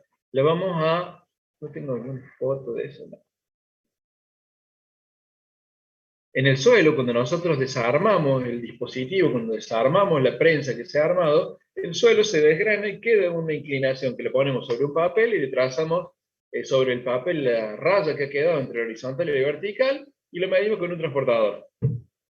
Ese que está ahí es el plano de falla. Si ustedes recuerdan, en la teoría de polo teníamos una dirección que era la vertical y una que era la horizontal. Entonces, por sigma 3 pasaba a la dirección horizontal. Y sigma 1 me definía la dirección vertical en relación al polo. Estoy buscando cómo dibujar esto. Entonces, el plano que define sigma 3 va horizontal. El 1 que es vertical, el sigma 1 que es vertical, lo poníamos ahí. La intersección de esas dos direcciones nos definía el polo. Entonces, si yo trazo el ángulo alfa, que correspondería a esa línea de falla a través del polo, cuando se corta con el círculo de Moore, es el punto donde se está generando la falla. De este modo, desde el centro del círculo, es decir, este valor de acá, sigma 1 más sigma 3 dividido 2 era el centro del círculo de Moore. Entonces, trazamos ahora, desde el centro del círculo de Moore, una línea hasta el punto de contacto, con la del ángulo alfa. Y ahora una tangente o una perpendicular, una tangente del círculo de Moore o una perpendicular a esa línea que yo acabo de hacer allí. Y esa es la que me va a dar la inclinación para la línea de falla. El ángulo de fricción aparece aquí. Ángulo de fricción. Y finalmente cohesión, que es la ordenada del origen. Y ahí tenemos el ensayo de compresión simple. Vamos ahora al ensayo de compresión triaxial. En el ensayo de compresión triaxial tenemos tres alternativas: consolidado drenado, consolidado no drenado, no consolidado no drenado.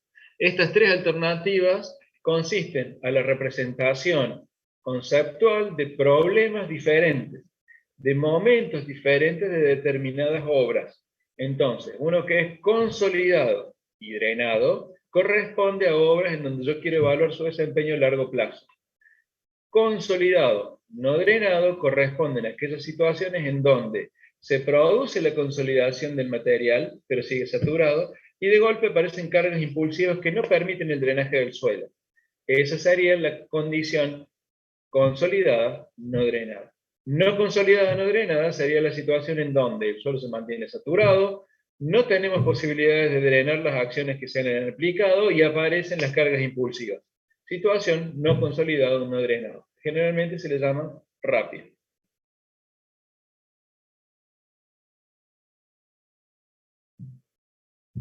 Vamos entonces a comprender el funcionamiento del esquema. Tenemos aquí tres válvulas. Válvulas, como ustedes saben, son las canillitas. Miren, este que está acá es el esquema conceptual de este dispositivo.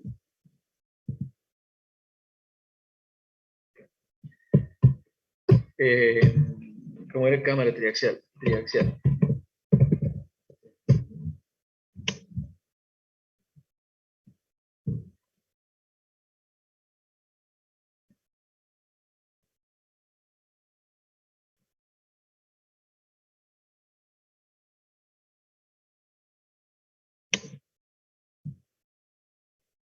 No se alcanzan a ver ahí. Bueno, ahí sí se alcanza a ver que es una llavecita.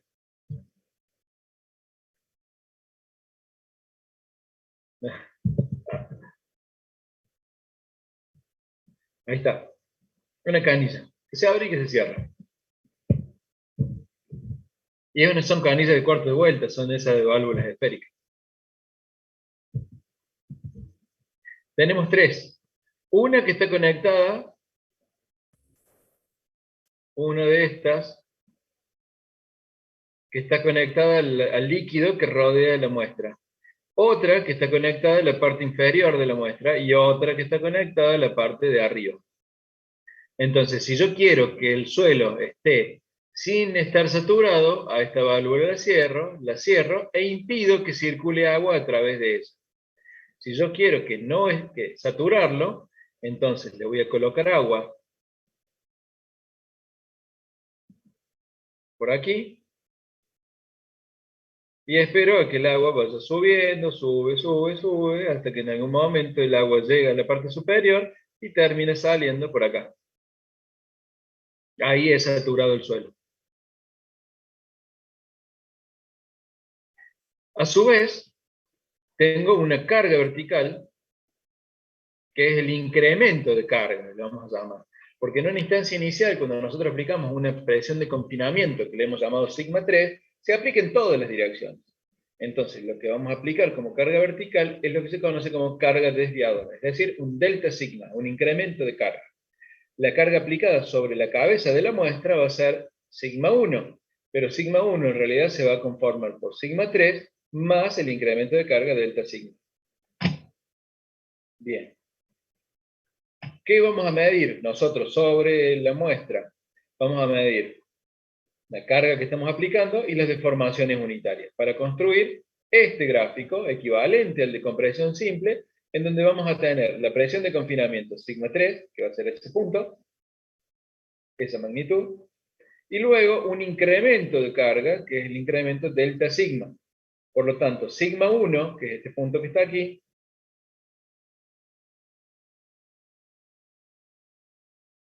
sigma 1 va a ser este tramo más este tramo. Por lo tanto, sigma 3 más delta sigma.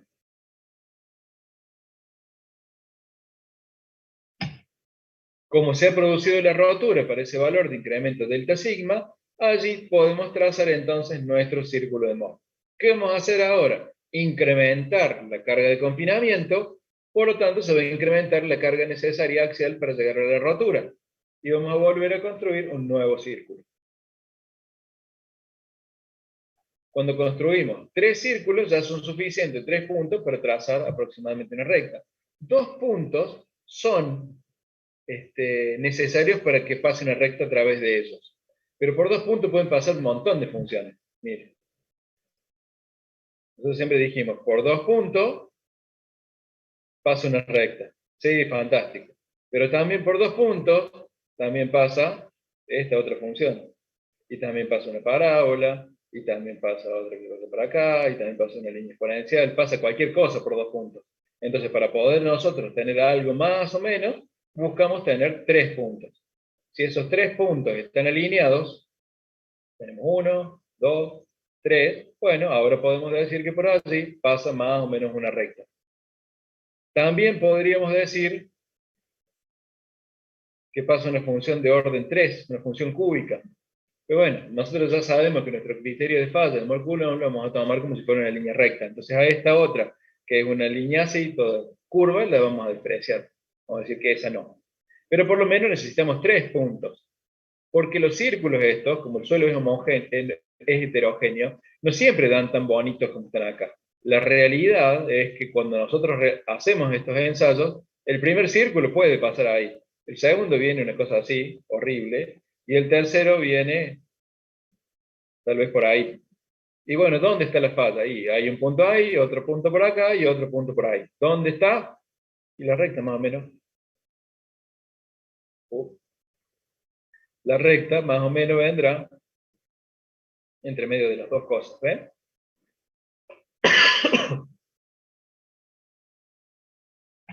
Bárbaro. Ahí hemos construido entonces con la cohesión y con el ángulo de fricción. Vamos ahora a analizar las tres alternativas que yo les había propuesto. La primera de ellas es el consolidado drenado.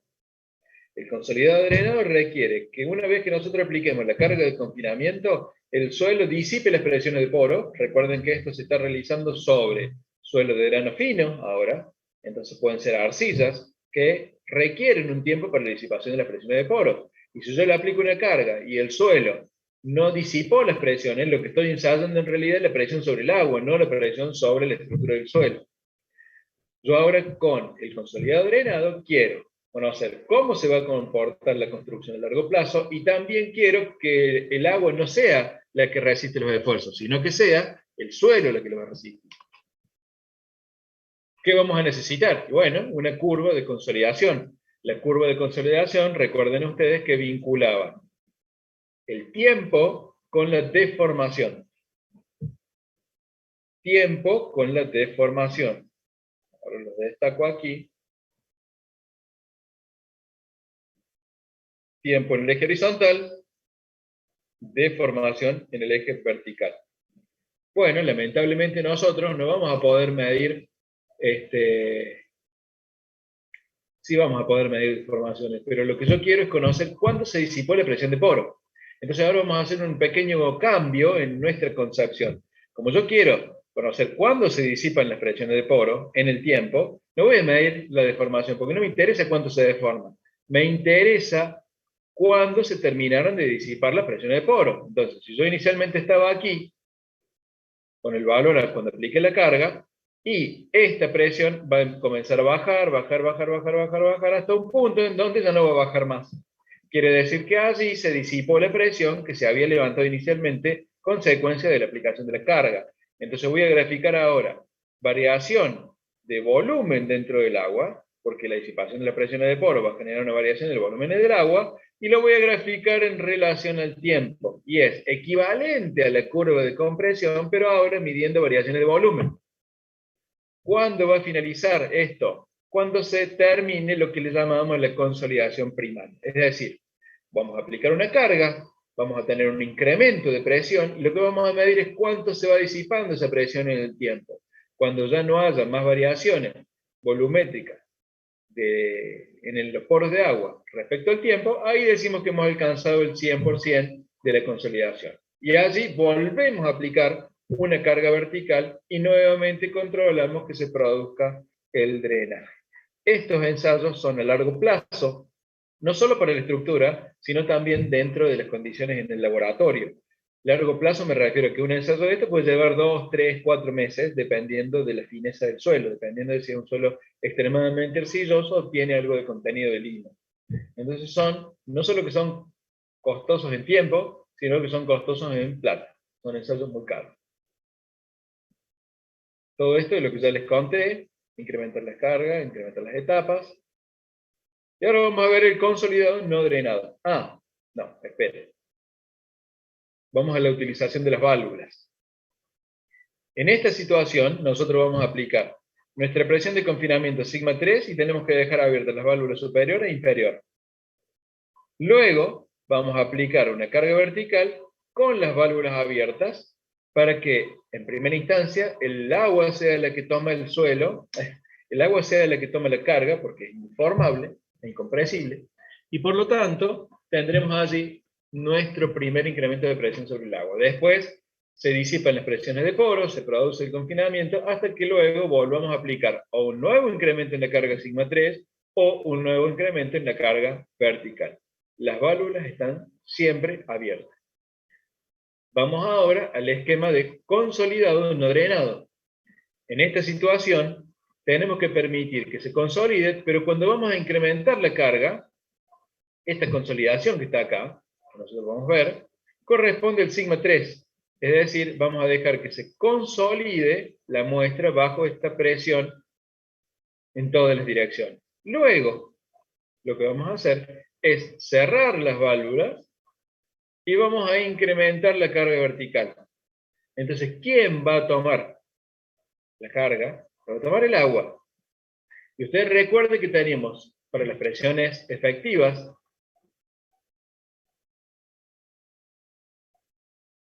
sigma total menos U. Entonces ahora, ¿qué es lo que hemos hecho? Hemos incrementado la carga vertical. Entonces, hemos incrementado la presión de poros.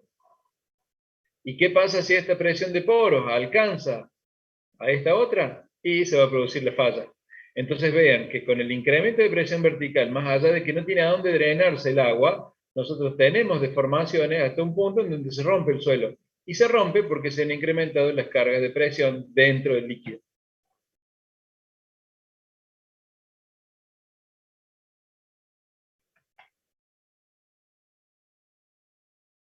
Entonces, primera etapa, aplicamos la presión sigma 3. Dejamos consolidar. Segunda etapa, aplicamos la tensión desviadora. ¿Qué hacemos luego? Incrementamos la sigma, dejamos la carga de sigma aplicada, la delta sigma, incrementamos la presión en la cámara, incrementamos el sigma 3, ¿cómo? Regulando la presión del aire por la cámara de transferencia al agua. Ah, no le mostré cómo es una cámara de transferencia.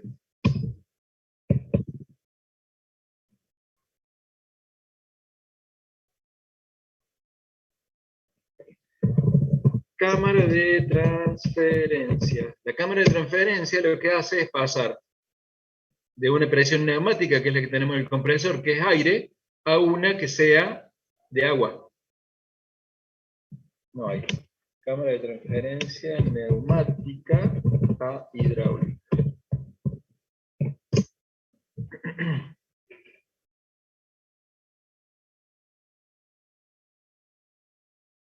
Muy difícil. Acá hay una. Pero son muy difíciles de comprender, les voy a hacer un esquemita más simple.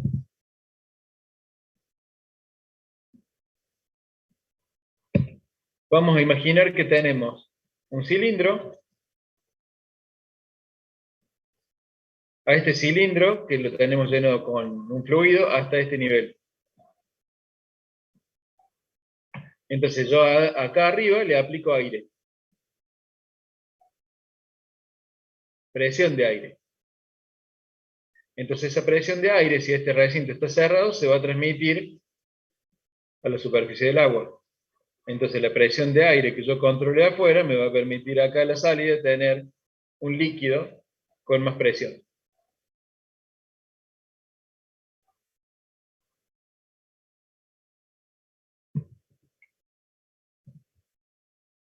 Bueno, y esa sería una cámara de transferencia. Tenemos entonces, para graficar sigma en espacio sigma tau, estas dos curvas, que una van a ser presiones efectivas y otra van a ser presiones totales, como les había escrito yo recién.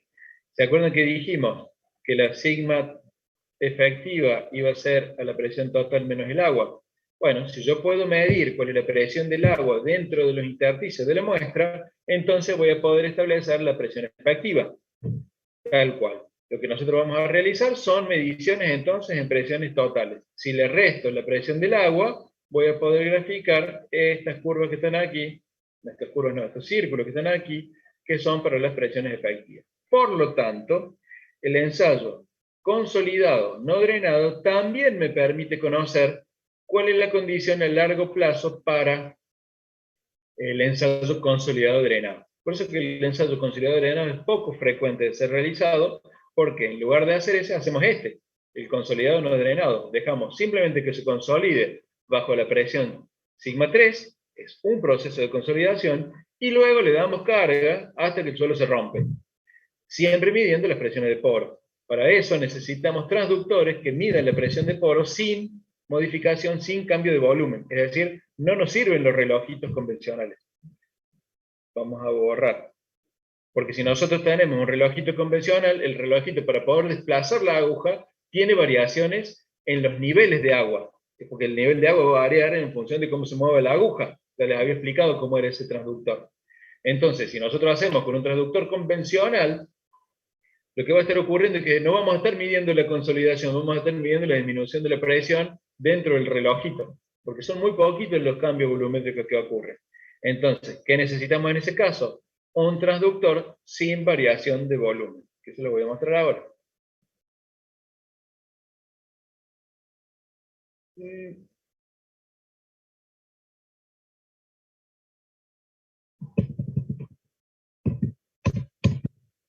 ¿cómo le dije que se llama? ¿Cómo se llama el que mide la presión? Un ¿Manómetro? Ese manómetro. Manómetro. El manómetro era el relojito este. Pero ese yo les mostré en la clase anterior, que para que la agujita se mueva tiene adentro un resorte en espiral. No un resorte de los uniaxiales, sino los resortes que son como una espiral. Resorte de torsión. Imagen. Ese que está ahí es un resorte de torsión.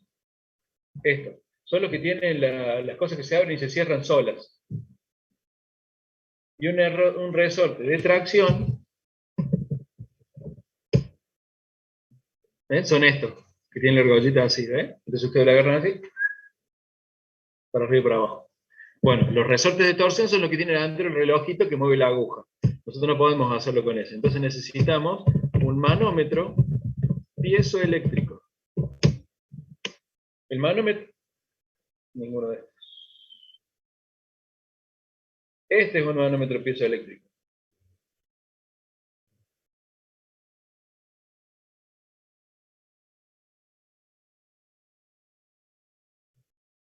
No hay ninguno que se vea fácil. Entonces vamos a poner transductor. Transductor piezoeléctrico.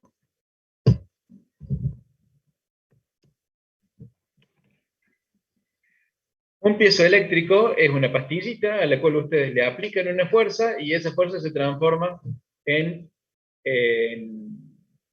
carga eléctrica.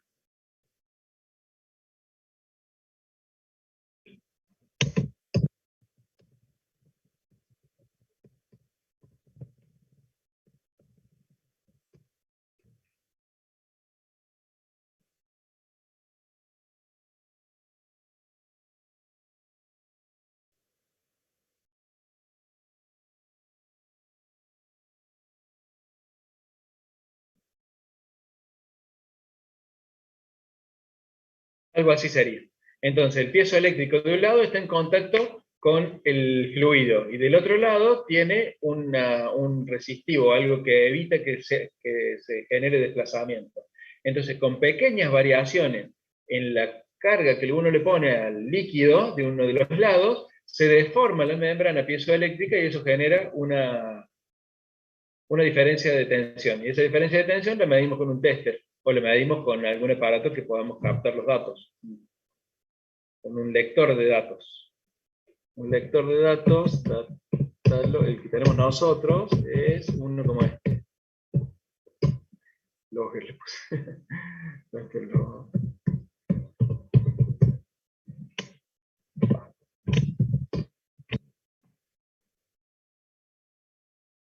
¿Así ven? Es un traductor. Es un lector de datos. En un lector de datos de estas características uno tiene los puertos de entrada, entonces dependiendo del sensor que uno le coloque, un transductor de presión, un transductor de velocidad, un LVDT,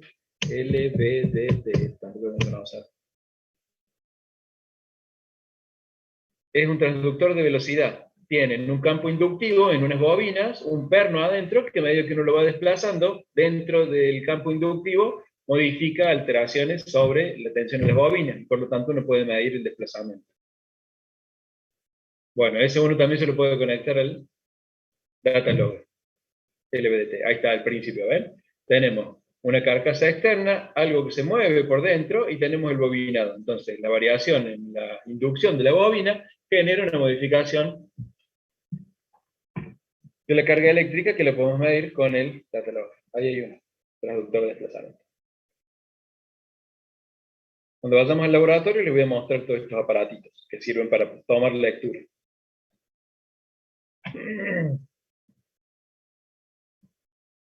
Profe, ¿por qué no hace Sí. falta el tercer círculo en este caso? Sí, hace falta. Dibujamos dos porque si tengo que dibujar el tercero, se va muy afuera del dibujo. Se hacen tres, siempre. Ah, bueno, dale. Pero sería así, ¿ves? O muy chiquito acá. Entonces, si lo hacemos muy chiquito, ya se superponen todas las letras. Pero se hacen 3 o más.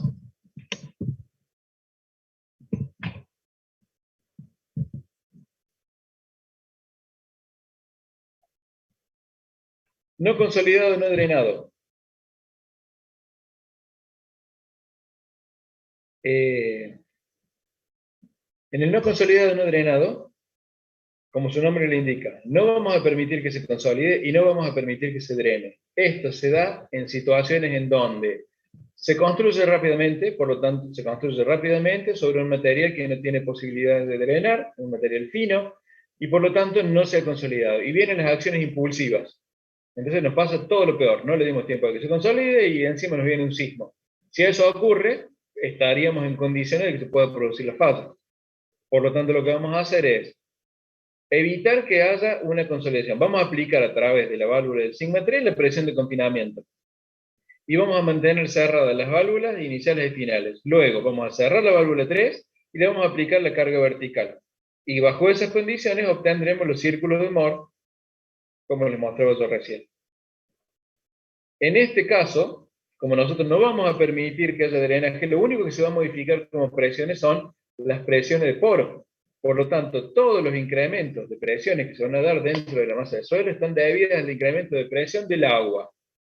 Esto es teórico, ¿cierto? Usualmente uno no nunca logré que me salieran así tan lindas las curvas. Siempre salen un círculo un poquito más arriba, el segundo círculo sale un poquito más abajo, y el tercer círculo otro poquito más o menos por ahí. Acá se lo muestra como que todos los círculos salen a la misma altura, porque esa es la teoría, eso es lo que nosotros imaginamos que va a ocurrir. En la realidad lo que va a ocurrir es que tenemos 3 círculos prácticamente equivalentes, y nosotros, como sabemos que están las válvulas cerradas y que estamos en una condición no consolidada, no drenada, decimos de esos 3 círculos, bueno, más o menos el phi, en ese caso, viene ahí. Y como podemos medir las presiones de poros, ahora llevamos las presiones totales a presiones efectivas. Y con la presión efectiva podemos trazar el phi efectivo. Este es más utilizado incluso que el consolidado no drenado, porque rápidamente, este es un ensayo que lleva 2 o 3 horas. Así que rápidamente, una vez que está armado, ¿cierto? Una vez que está armado todo el paquete, que no pierde agua, que no pierde aire, que no nos pierde agua por el vástago, que no se nos chorrea la celda perimetral, y una vez que está todo en funcionamiento, en un par de horas obtenemos estos resultados. Y aquí podemos obtener entonces el ángulo de fricción bajo condición drenada, con la medición, por supuesto, de la presión de poro. Entonces esta tablita resume todo lo que yo les he estado diciendo. En la etapa confinamiento isotrópico quiere decir que el confinamiento va en todas las direcciones. Isótropo es el mismo comportamiento en estado de tensiones en todas las direcciones. Tenemos la denominación de condición drenada, CD, esos símbolos. La primera etapa de confinamiento es drenado, y en la etapa de la presión desviadora también tiene que ser drenado. Es decir, tenemos que tomar lectura de la disipación de las presiones de poro. En el segundo ensayo, el consolidado no drenado, tenemos una etapa inicial de confinamiento en donde tenemos que permitir que al final del proceso todas las presiones se hayan disipado. Cerramos la válvula y aplicamos la presión desviadora. Cuando aplicamos la presión desviadora, allí evitamos el drenaje. Y en el tercero, en el que es rápido, no permitimos que haya un confinamiento en la etapa de consolidación. Para eso tenemos que tener de entrada cerradas las válvulas, las dos, superior e inferior, del cabezal inferior y superior. Y cuando cerramos después la válvula del confinamiento, y ahí aplicamos luego la presión desviadora, porque si no, la presión que nosotros apliquemos sobre la muestra, se nos va a ir, si no cerramos la válvula del sigma 3, se nos va a ir el agua por la válvula del sigma 3. Entonces tienen que estar las 3 cerradas. Y ahí tenemos la etapa segunda de la presión desviadora, no drenada. Y esto es lo que ya les expliqué hace un rato. Estos son los parámetros que ustedes van a obtener. Entonces, en un ensayo no consolidado, no drenado, que es el rápido, lamentablemente está invertida el orden. Miren, eso quedó feo. Porque acá está drenado, consolidado no drenado y no drenado. En esta última pusimos primero el no drenado. y el drenado el último. En esta obtenemos la resistencia al corte no drenada. En el consolidado no drenado tenemos CU y FI-CU. Y en el drenado tenemos efectivos, C' y Φ'. Y con eso hemos finalizado. A ver si yo los otros días hice un videíto. Acá lo hice el videíto y se alcanza a ver el arreglo en un momento que nosotros habíamos hecho. ¿Dónde es que estaba? No, acá. Ocultar, ambiental. Focalizar y evaluación. Como prevención, contento de la en la formulación de participar en órganos en la formulación de Miren, ahí se ve el panel. Este es el panel de control de presión. Cada una de estas buretas controla la presión en cada una de las válvulas. Una controla la presión de cámara. Esta, por ejemplo. Uno lo puede poner como quiera, pero normalmente nosotros usamos presión de cámara, esta es la primera. La segunda corresponde a la presión en las piedras porosas que están en la parte inferior de la muestra y la tercera en el cabezal superior. Entonces ahí controlamos las válvulas. Abrimos y cerramos. ¿Ven? Miren, acá tenemos venteo, acá tenemos para generar vacío, para sacarle el aire a la cámara de transferencia. Yo recién les decía, ¿cómo hacemos para incrementar, para pasar de neumático a hidráulico? Con esta cámara de transferencia, que es un tubo con unas tapas arriba y abajo. Entonces uno arriba genera presión de aire. Y como el agua está a la misma presión del aire que tiene arriba, sale agua a presión. El problema es que cuando nosotros tenemos mucho tiempo aire a presión arriba de una superficie de agua, el aire penetra el agua y se difunde. Entonces lo que tenemos que hacer es generar vacío sobre el agua para que se salgan las burbujas. Si no, ¿qué vamos a estar haciendo? Le vamos a estar poniendo adentro de la muestra agua con aire. Y lo que nosotros necesitamos ponerle es solamente agua. Para resolver ese problema se puede utilizar vaselina líquida. Pero es un embroso, se ensucia todo, como todo así en vaselina horrible. Es incómodo de trabajar, que tope ajos. Así que nosotros usamos agua y la cámara de transferencia. Bueno, y para que no pase el agua, se nos puede volver el agua a través de nuestras mangueras y se va al compresor. Y si el agua se va al compresor, se pudre el cilindro. Entonces tenemos que tener eso que se ve allá atrás, que se llama trampa de agua. Deja que pase el aire en una dirección, pero no deja que vuelva el agua en la dirección contraria. Y por acá se alcanza a ver... No se alcanza a ver.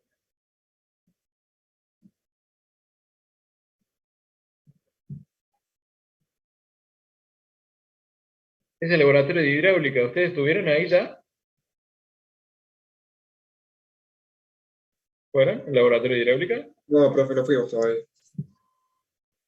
Ese es un canal. También ellos hacen escurrimientos en medio poroso, así que cuando vayan va a estar re divertido. Es el de hormigón. ¿Alguien está viendo? Ahí está, mira. Bueno, esa sería, no tiene puesta la celda, pero ese sería más o menos el arreglo. Esta es la prensa, acá arriba está el pistón que le va a aplicar la carga, desviadora, y acá se coloca la celda triaxial.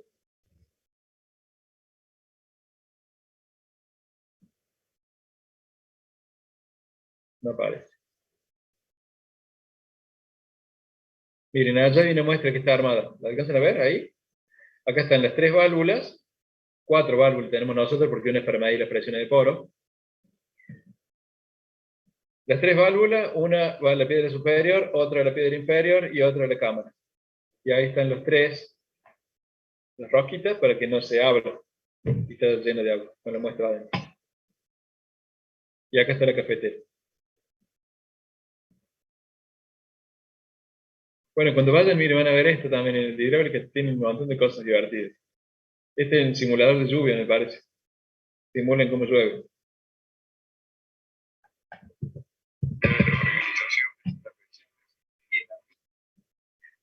Bueno, mis estimados, hemos finalizado con la presentación de la clase de hoy. Este mismo contenido, posiblemente no con tanto tiempo, porque nos lleva un montón de tiempo esto.